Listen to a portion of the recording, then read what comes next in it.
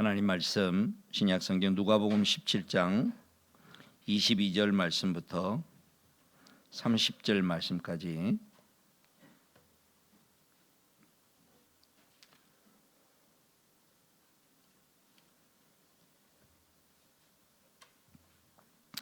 누가복음 17장 22절부터 30절까지입니다. 살아계신 하나님 말씀 우리 다 같이 한 목소리로 같이 읽겠습니다. 그리고 제자들에게 말씀하셨다. 너희가 인자의 날들 가운데서 단 하루라도 보고 싶어 할 때가 오겠으나 보지 못할 것이다. 사람들이 너희더러 말하기를 보아라 저기에 계신다 또는 보아라 여기에 계신다 할 것이다. 그러나 너희는 따라 나서지도 말고 찾아 나서지도 말아라. 마치 번개가 하늘 이 끝에서 번쩍하여 하늘 저 끝까지 비치는 것처럼 인자도 자기의 날에 그러할 것이다. 그러나 그는 먼저 많은 고난을 겪어야 하고 이 세대에게 버림을 받아야 한다. 노아의 시대에 일이 벌어진 것과 같이 인자의 날에도 그러할 것이다. 노아가 방주에 들어가는 날까지 사람들은 먹고 마시고 장가가고 시집가고 하였는데 마침내 홍수가 나서 그들을 모두 멸망시켰다. 롯 시대와도 그와 같은 일이 벌어졌다. 사람들이 먹고 마시고 사고 팔고 나무를 심고 집을 짓고 하였는데 롯이 소돔에서 떠나던 날에 하늘에서 불과 유황이 쏟아져 내려서 그들을 모두 멸망시켰다. 인자가 나타나는 날에도 그러할 것이다. 아멘. 지금 저희는 예수님이 십자가를 향하여 걸어가는 길을 이제 예루살렘으로 먼저 가시고, 그러니까 본인은 지금 십자가로 지러 가는 거예요. 근데 제자들은 아직 거기에 대한 감이 없습니다. 그런 거대한 일을 행하면서 당신이 십자가로 지어가는 일이 우리를 위하여 인류를 위하여 구원하시는 일이 바로 어떤 사람들을 위한 누구를 위한 것이냐라는 것을 선명하게 보여주는 게 첫 번째 바디메오가 예루살렘 여리고 성 앞에서 구걸하고 있던 그 바디메오가 주여 나를 눈을 뜨게 해달라고. 왜냐하면 당신이 메시아라면 메시아로서 해야 할 일이 성경에 약속한 대로 눈을 뜨게 하는 일이 있으니 바로 내가 그 소경입니다라는 그런 심정으로 눈을 뜨게 해달라고. 오늘 저와 여러분이 예수님이 나의 구세주라면 그 구세주의 일을 나에게 해주시기를 바라는 그 믿음대로 될지어다. 그래서 저희가 믿음으로 담대하게 구세주로서 주님에 대하여 믿음으로 구하셔서, 내가 구하는 내용이 단순히 불쌍해서가 아니라 예수님을 구세주로 인정한 그 믿음의 내용을 실천하고 맛보는 그런 믿음의 기도가 될 수 있기를 바랍니다. 그 열성을 들어가니까 아주 난리가 났는데 또 예수님을 간절히 보고자 했던 삭개오의 그 종정 걸음과 모든 체면과 모든 걸 무릅쓰고 뽕나무 위에 올라갔는데 자기를 추적하고 있고 자기를 바라보는 그 작은 그 손짓과 그 간절한 것을 예수님은 아시고 삭개오야. 저는 그 본문을 볼 때마다 너무 감동스럽습니다. 이름을 누가 알려준 적도 없는데 딱 쳐다보면서 삭개오야. 거기서 이미 삭개오는 무너진 겁니다. 자기를 부르고, 그리고 너희 집으로 얼른 내려오라. 그 표현도 참 재밌어. 얼른 내려오라. 내가 너희 집에 오늘 밤에 머물러야 돼. 이미 축복이 임했다는 거예요. 삭개오가 너무 좋아가지고 얼른 내려와가지고 자기 집에 모셔드려서 같이 밥 먹고 얘기하고. 그 무슨 얘기를 했겠습니까? 뭐 말이 필요 없죠. 뭐 이런저런 얘기를 하지만 그때의 그 느낌, 감동의 그 은혜를 받아가지고 삭개오가 벌떡 자리에 일어나서 그렇게 영생을 쫓아오던 젊은 간원이 예수님께 어떻게 영생을 얻겠습니까? 라고 물었던 그 사람도 못했던 거를 내 가진 재물을 반을 팔아서 가난한 사람들에게 나눠주고, 내가 누구한테 빚진 게 있으면 4배나 갚겠다고 성경 말씀을 다 이루는, 성경 말씀을 실천해야 되겠다 하고 의무적으로 하는 게 아니라 그 마음에 은혜가 가득 차니까 시키지 않아도 그 재물에 매여서 살아오던 인생이 이제는 그 재물에서 해망되어서 그 재물로 오히려 섬기는 그런 아름다운 모습들을 이루어져. 그런 은혜를 받은 자들이 예루살렘에 이제 도착해서 또 대표적으로 보여주는 자가 베단이라는 동네에서 거기에 문둥병자였다가 나았던 그 시몬의 집에서 예수님을 위하여 잔치를 베풀어 있는데 한 여인이 와서 300데나리온에 되는 향유를 머리에 딱 붓고 머리털로 발을 막 왜? 딴 제자들은 모르지만 지금 예수님이 말하는 것들을 보면서 예수님이 심상치 않는, 자꾸 죽으신다 그러니까 그럼 내가 해야 될 일이 뭘까? 나는 그 죽음에 대하여서 내가 이 향유를 부어야 되겠구나. 내가 해야 될 일이 뭘까? 그러면 주변에 막 비난하는데 왜 그렇게 낭비하느냐 그러는데 예수님이 두 말씀을 딱 해주셨죠. 어제 말씀대로 저가 하여야 할 일을 하였다. 그리고 그는 나에게 아름다운 일을 하였다. 세상 끝날까지 복음이 전할 때까지 이 여인이 한 이야기가 전파되리라. 그래서 오늘 저와 여러분들 그 얘기를 듣는 거예요. 저희 평생의 소원을 딱 가졌습니다. 제가 이 말씀을 준비하면서 이번에 내 평생의 마음 가운데 소원, 주님 만났을 때 너는 나에게 아름다운 일을 하였다. 그 말을 듣고 싶다. 근데 그 아름다운 일은 뭐나? 주님을 생각할 때 내가 해야 할 일을 하는 게, 그게 각자 다르겠습니다마는 우리 인생 여정길을 걸어가면서 내가 주님을 생각하면서 내가 해야 할 일을, 동방 박사가 휴가 내가지고 와서 절 한번 가고 간 게 그게 그들이 해야 할 일이었다면, 또 이 여인은 내가 장사를 위해서 이렇게 예수님께, 나중에 예수님이 죽으시고 난 다음에 장례에 하기 위하여 향유를 가지고 갔던 여인들은 그 마음도 소중하지만 해보지를 못했어요. 실제로는 예수님 살아났으니까. 그런데 이 여인은 그런 일을 행했다. 저는 나에게 아름다운 일을 하였다. 우리 얼마나 그 말씀 듣는다면 우리 평생에 얼마나 벅찬 주님의 말씀인지요. 그리고 이제 예수님께서 예루살렘에 들어오셔서 소중한 가르침들을 주십니다. 그래서 오늘과 내일은 그 소중한 가르침의 핵심을 얘기를 하려고 합니다. 종말에 어떤 삶이 있어야 되느냐, 종말의 시대를 살고 있는 우리는 어떻게 살아야 되느냐, 그리고 그 일이 핵심이 뭐냐를 설명하는 게 오늘, 이런저런 일들이 많이 얘기를 하시지만, 그래서 이거를 신약 성경에 나타나는 마태복음과 마가, 누가, 요한복음에 나타나는 이거를 요한계시록의 내용을 당겨서 얘기하는 소위 감난산 강화라고도 얘기하고 소묵시록이라도 얘기하는 종말에 관한 내용들입니다. 그 중에 오늘 내용의 핵심을 얘기하고, 그다음에 내일은 그러한 때에 우리는 어떤 방면으로 살아야 될 것인지를 연결시키는 내용으로 하려고 합니다. 오늘 내용에 보시면 두 가지 얘기를 하고 있습니다. 자, 25절 여기도 보면 예수님이 고난받으다야 될 얘기를 또 하십니다. 그러나 그는 먼저 고난을 겪어야 하고 이 세대에게 버림을 받아야 한다. 이게 이제 예수님이 곧 십자가에 죽으시고 그다음에 행하는 그런 모든 과정을 간단히 설명하고, 그리고 이제 얘기를 하는 겁니다. 두 시대의 이야기를 들면서 그때의 성격과 똑같다라고 설명을 해요. 첫 번째는 노아 시대에 일이 벌어진 것과 같이 인자의 날에도 그러할 것이다. 노아 시대의 핵심을 지적하면서 뭐라고 그러냐면, 노아가 방주에 들어가는 날까지 사람들은 노아에 살았던 삶의 원리와는 달리 사람들은 어떻게 살았느냐, 그냥 먹고 마시고 장가가고 시집가고 하였는데, 그런데 갑자기 홍수가 나서 그들은 모두 멸망했다. 그 다음에 두 번째, 롯의 시대를, 소돔과 고모라상의 롯을 얘기합니다. 롯에도 같은 원리의 삶을 세상 사람들은 살고 있다. 그때 사람들은 뭐냐, 사람들이 먹고 마시고 사고 팔고 나무를 심고 집을 짓고 하였는데, 롯이 소돔에서 떠나던 날에 하늘에서 불과 유황이 쏟아져 내려서 그들을 모두 멸망시켰다. 이렇게 얘기를 하고 있습니다. 자, 이게 무슨 말이냐? 보세요. 먹고 마시고, 여기 이거 똑같아요. 노아 시대에 먹고 마시고, 롯 시대에도 먹고 마시고, 여기 똑같습니다. 그 다음에 노아 시대는 장가가고 시집가고. 근데 뭐 이게 나쁜가요? 나쁜 거 아닙니다.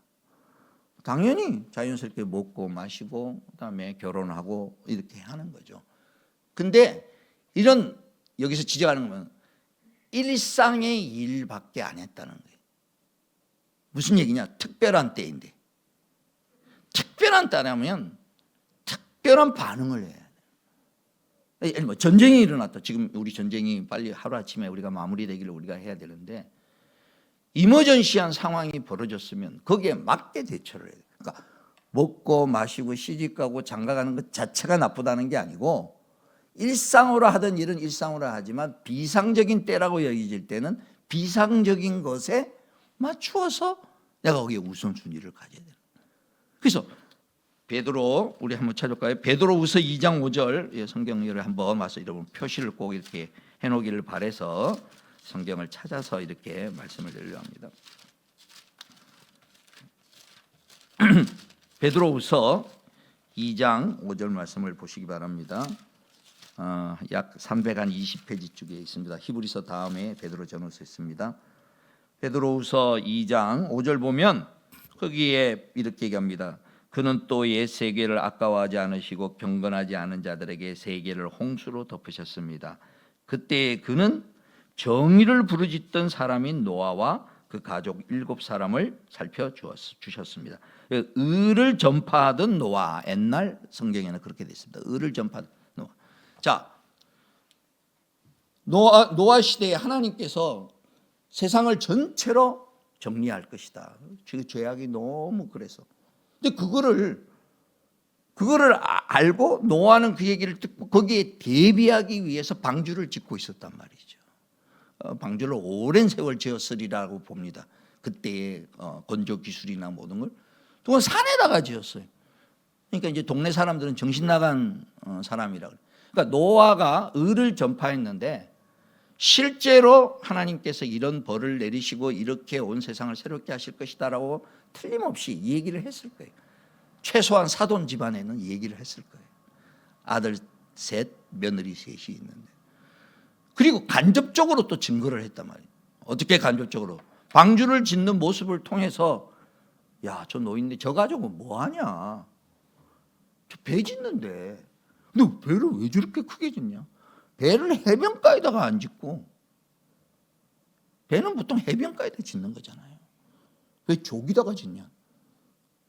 홍수가 내려서 물이 저까지 오는데 얼마나 깔깔거렸겠습니까?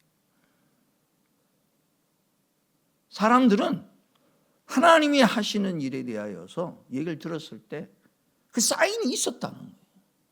전파가 되었다는 거예요. 근데 그 시대 사람들은 그걸 무시하고 그 말이 없는 것처럼 그냥 살았다는 거예요. 이게 이제 지적하는 핵심이 되는 거예요. 특별한 일이 있으면 그 징조를 놓치지 말고 특별하게 대비를 해야 되는데 특별한 대비를 안 하고 일상적인 게 나쁘다는 게 아닙니다. 평상시 하던 대로만 하면 감당이 안 된다는 거예요. 이게 노아 시대의 모습입니다. 소돔과 고모라 성도 마찬가지입니다. 롯에 대하여서 롯은 나중에 살아남았지요. 근데 롯의 아내는 소금 기둥이 됐고 그다음 결정적인 거 보면은 자 한번 보실까요? 창세기 19장.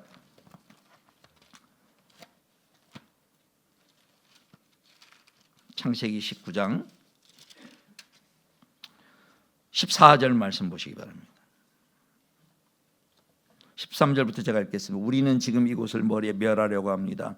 이 성 안에 있는 사람들을 규탄하는 크나큰 울부짖음이 주님 앞에 이르렀으므로 주님께서 소돔을 멸하시려고 우리를 보내셨습니다.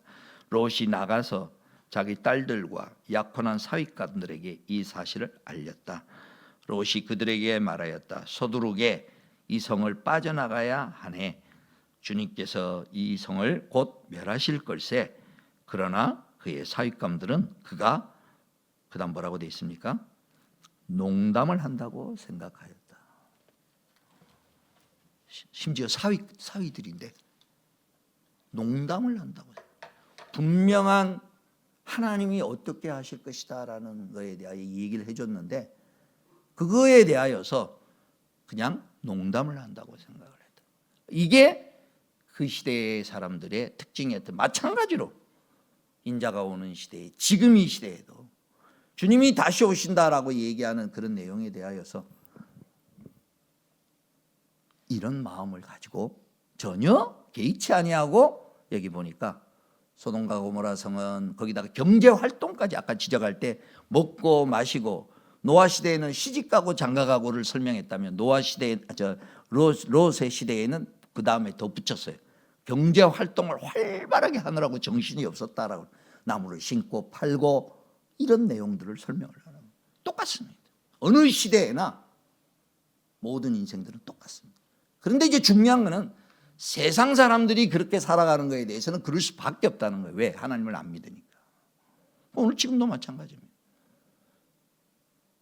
지금도 예수를 안 믿고 하나님을 안 믿는 사람들은 예수님의 재림에 대하여서, 예수님이 다시 오시는 것에 대하여서 별 감이 없습니다. 또 우리는 그걸 믿고 있죠. 근데 이제 그거를 믿고 있는데 거기에 맞게 그러면 내가 맞추어서 반응하며 살아가느냐, 그건 또 얘기가 다르다는 거예요. 이제 두 가지로 생각을 하셔야 됩니다. 주님을 만나는 날은 두 가지 형태로 옵니다. 우선 가장 큰 건 역사적인 종말이라는 게 있죠. 주님이 정말 다시 오시는 마지막, 처음 오셨듯이 다시 오시는 마지막 날입니다. 우리 요새 사도신경 고백하는데 맨 마지막에 나오죠. 저리로서 산 자와 죽은 자를 심판하러 오시리라. 있습니다, 그 날이. 근데 그 날이 언젠지 모릅니다. 근데 분명히 있습니다. 근데 우리는 언젠지 모르지만 늘 마음 가운데 그것에 대하여 인식하고 그걸 소망하고, 그리고 그 날이 오면 어떤 내용들이 이루어질 것인지에 대하여서 우리는 성경이 가르치는 대로 알고, 그게 우리에게 축복과 소망으로 우리 마음 가운데 늘 가지고 있어야 합니다. 근데 이제 그거는 언젠지는 모르지만 확실하게 아는 게 하나가 있습니다. 또 두 번째로 주님을 만나는 날이 있습니다. 그거 뭐냐? 내가 이 세상에서 살아왔던 삶을 마무리하고 천국으로 이사가는 날, 그 날이 있습니다. 이거는 확실하게 압니다. 물론 정확하게 날짜는 모르지만 대충 압니다. 내가 어느 만큼 앞으로 살지. 최소한 여기 계시는 분들은 50년 이상은 더 살 분 없잖아요.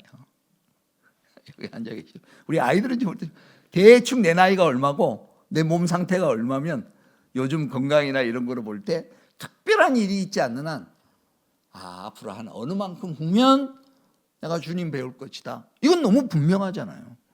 마지막 날 종말이 언제 올지는 막연하게 모른다 할지라도 내가 주님 만나는 날은 너무나도 선명하게 얘기를 할 수 있는 거예요. 그날이 있다라는 것을 우리가 기억을 한다는 거예요. 안다는 거예요. 그러면 그걸 그냥 기억만 하는 거냐? 그게 아닙니다. 오늘 얘기를 하는 거예요. 그러면 뭐냐? 그거에 대하여 발맞추어서 내가 살아가는 거예요. 그거에 대해 발맞추어 살아간다는 것은 간단합니다.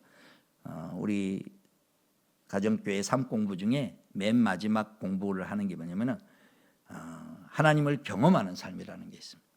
하나님을 경험하는 삶의 그 중요한 원리 중에 나를 향한 하나님의 뜻을 어떻게 찾고 거기에 발맞추어서 살아갈 것이냐라고 할 때, 나를 향한 하나님의 뜻은 네 주변에서 하나님이 지금 어떤 일을 하고 있는지를 보면 그걸 보고 너도 거기에 참여하라는 거예요. 자, 오늘 저와 여러분이 고난주간과 부활주의를 이렇게 맞이하면서 내 신앙의 모습을 내 주변에서 지금 하나님이 일하고 계신다고 느껴지는 것들이 있으면 내 인생의 중요한 그러한 때라는, 그러니까 일상의 때가 아니고 여기 있는 사람들처럼 특별한 때에 특별하게 반응해야 되겠다라는 그런 마음을 가지고 주변을 돌아보라는 거예요. 자기의 삶에 있어서 특별한 시기일 수 있습니다. 한 사람의 인생에 있어서, 신앙 여정에 있어나 일반적인 자기의 그 삶의 여정에 있어서, 한 사람의 인생에 있어서 어떤 특별한 어떤 그런 때들이 있거든요. 인생의 어떤 전환점이 되는 그러한 때일 수도 있고, 아니면 내 주변에서 하나님이 하시는 일들이 들리는 거예요. 특별히 교회 안에서 내 주변에서 하나님이 이렇게 하시는 게 들리고 하나님이 저렇게 하시는 일이 들리면 얼른 거기 가가지고 내가 해야 할 일을, 하나님이 하시는 일이니까 나도 거기에 참여해서 거기에 발맞춰 내 안테나가 내 일상의 삶에 하는 데만 내 모든 정신이 팔려 있고, 그게 우선순위가 아니라 그건 하나님의 뜻을 이루는 수단이고, 내 마음은 뭐냐? 언제든지 하나님이 하시는 일에 먼저 관심을 가지고 하나님이 하시는 일에 내가 할 수 있는 만큼 발맞추어 나간다. 그래서 주님이 하시는 일을 따라가다 보면 내가 서야 할 자리가 여기구나, 이걸 깨어있는 삶이라 그래요. 오늘 주님께서 우리에게 가르치셨습니다. 그래서 현재의 삶을 소중하게 살아가시되 거기에 함몰되지 마시고 그건 지나가는 것입니다. 소중하지만 영원하지 않습니다. 그건 소중하게 다루지만 내가 그거를 행하는 이유가 그 과정을 통하여서 하나님 살아계심과 하나님 우리를 돌보신다는 것과 그 과정을 통하여 하나님의 능력을 나타내는 수단이 되어야지 그게 우리의 목표가 아닙니다. 마치 가시떨기에 떨어진 씨앗처럼 이 세상의 염려와 세상의 재물로 인하여 꽃을 피우지 못하듯이 오늘 저와 여러분이 가지고 있는 모든 기도의 제목들, 우리의 자녀를 위한 거나 현실적인 거나 모든 것은 소중합니다. 그러나 세상 사람들처럼 수신되는 하나님에게 도와달라는 게 아니고 그것이 해결되는 과정에서 내가 하나님께 가까이 나가고 그것이 해결되는 과정에서 하나님 살아계심을 증거하고 그것이 해결되는 과정에서 관련된 사람들이 네가 믿는 하나님이 이 일을 해주셨구나라고 그분을 증거하는 일에 사용하게 해달라고 우리가 담대하게 기도할 수 있는 것입니다. 이러한 은혜로 오늘 우리의 무엇이든지 하나님 앞에 가져나가서 나의 삶을 하나님을 증거하는 일에 하나님이 역사하시는 일에 나도 참여하고 싶습니다라는 마음으로 이 아침에도 함께 기도하는 저와 여러분이 될 수 있기를 주님의 이름으로 축원합니다. 기도하겠습니다. 주신 말씀 생각하면서 하나님 앞에 감사의 기도를 드리고 하나님 참 감사합니다. 이런 말씀을 듣게 하셨으니 일상의 삶만 살지 말고 성실하게 살면서 하나님이 원하시는 것이 무엇일지 또 내 주변에서 지금 하나님이 어떤 일을 하고 있는지 내 눈에 보이게 하시고 귀에 들리게 하시고 그것을 소중하게 여기고 함께 기뻐하며 참여하게 해달라고 이 시간 같이 한번 기도하겠습니다.